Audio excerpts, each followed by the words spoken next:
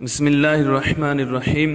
السلام علیکم دوستو، دیمک ایک چھوٹا سا جانور ہے جو مسور کے دانے کے برابر ہوتا ہے اور لکڑی کو کھاتا رہتا ہے۔ یہ وہ زمین کا کیڑا ہے جس کا ذکر اللہ تعالیٰ نے قرآن مجید میں کیا ہے۔ دیمک اپنی کاریگری کا اظہار زمین پر ہی کرتا ہے، اسی نسبت سے اس کو دابۃ الارض کہا جاتا ہے۔ امام قزوینی نے الاشکال میں لکھا ہے کہ دیمک جب 1 سال کا ہو جاتا ہے تو اس کے 2 لمبے لمبے پر نکل آتے ہیں جن سے وہ اڑنے لگتا ہے۔ اسی کیڑے نے حضرت سلیمان علیہ السلام کی وفات کی اطلاع جنات کو دی تھی۔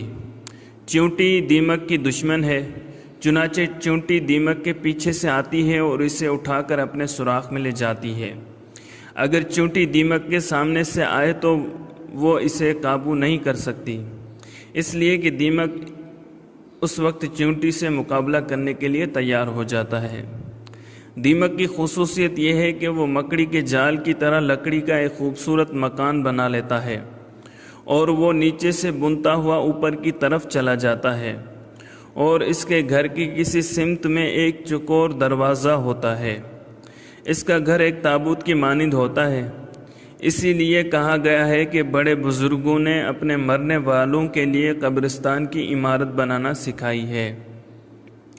بخاری و مسلم میں یہ روایت مذکور ہے کہ جب قریش کو اس بات کا علم ہوا کہ نجاشی بادشاہ نے حضرت جعفر بن ابی طالب اور ان کے ساتھیوں کے ساتھ اچھا سلوک کیا ہے تو یہ بات قریش کو ناگوار معلوم ہوئی۔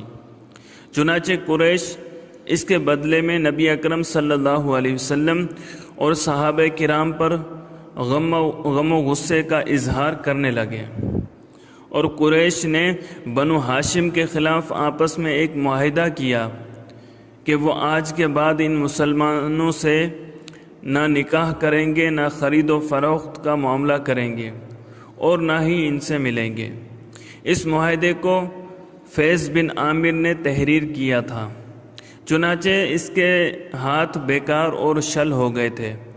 جب معاہدہ نامہ تیار ہو گیا تو قریش نے اس کو خانہ کعبہ میں لٹکا دیا اور بنو ہاشم کے تمام افراد کو شعب ابی طالب میں قید کر دیا۔ یہ واقعہ حضور اکرم صلی اللہ علیہ وسلم کی بعثت کے 7ویں سال محرم الحرام کے ابتدائی دنوں میں پیش آیا۔ اس معاہدے کی قریش کے تمام افراد نے پابندی کی، لیکن بنو عبد المطلب نے اس سلسلے میں جانبداری کا مظاہرہ کرتے ہوئے نبی اکرم صلی اللہ علیہ وسلم اور صحابہ کرام کے ساتھ ہمدردانہ سلوک کیا۔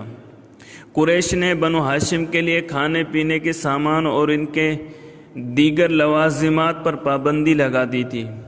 قریش نے اس بائیکاٹ پر، جسے مقاطع قریش کہا جاتا ہے، ساری قوت صرف کر دی تھی۔ انہوں نے بائیکاٹ کا یہ معاملہ 3 سال تک جاری رکھا۔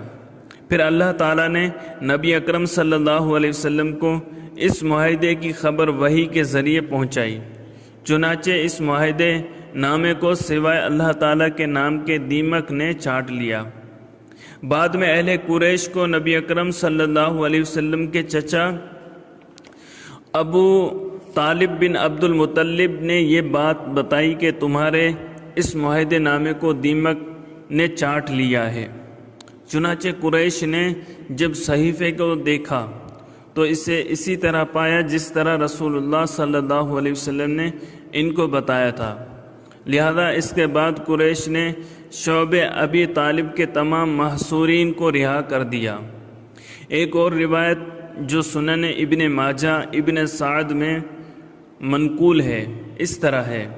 حضرت ابی بن کعب رضی اللہ تعالیٰ عنہ فرماتے ہیں کہ ایک مرتبہ نبی اکرم صلی اللہ علیہ وسلم کھجور کے تنے کے قریب نماز پڑھ رہے تھے، اور آپ صلی اللہ علیہ وسلم نے کھجور کے تنے کو منبر بنا لیا تھا۔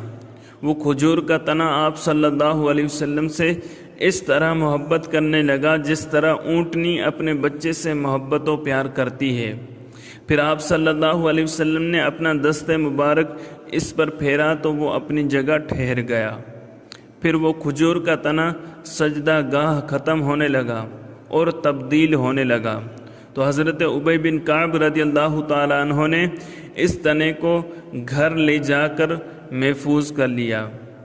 جب کھجور کا تنا بوسیدہ ہو گیا تو اس کو دیمک نے چاٹ لیا، چنانچہ وہ کھجور کا تنا ریزہ ریزہ ہو گیا۔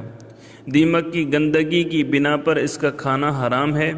قاضی حسین نے فرمایا ہے کہ اگر دیمک نے کسی ایسی جگہ گھر بنا لیا ہو اور وہ زمین ڈھیلے دار ہو تو اس مٹی سے تیمم جائز ہوتا ہے، اور وہ مٹی دیمک کے لعاب کے اختلاط کی وجہ سے ناپاک نہیں ہوگی، اس لیے کہ دیمک کا لعاب پاک ہوتا ہے۔